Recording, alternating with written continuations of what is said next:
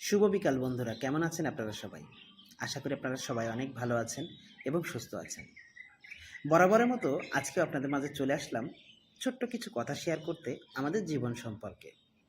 আর আমার ভালো লাগে আসলে আহ, আমাদের নিজেদের জীবন সম্পর্কে কিছু কথা বলতে পারা আমার কাছে বেশ আনন্দের লাগে। আর আমি মনে করি এই সকল কথাগুলোর ভেতর থেকে অনেক কিছু শেখার আছে।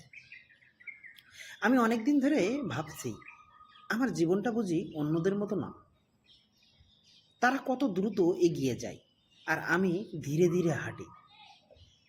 কখনো কখনো আমি নিজেকে প্রশ্ন করি, আমার চেষ্টা কি আদৌ কোনো কাজে আসছে, নাকি আমি শুধু স্বপ্নই দেখে যাচ্ছি।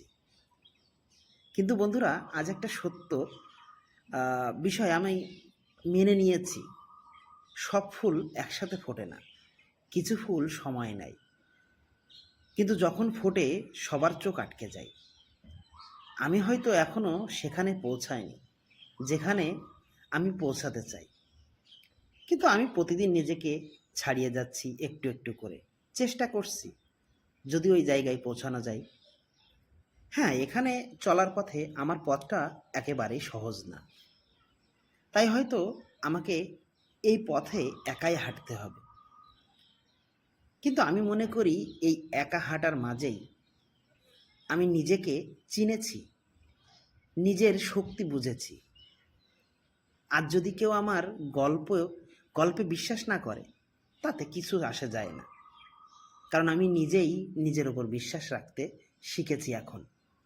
আর এই বিশ্বাসটাই একদিন আমাকে আমি যে জায়গায় যেতে চাই সেখানে নিয়ে যাবে। যেখানে আজ শুধু স্বপ্ন দেখি, সেখানে হয়তো একদিন সেই স্বপ্নটা পূরণ হবে।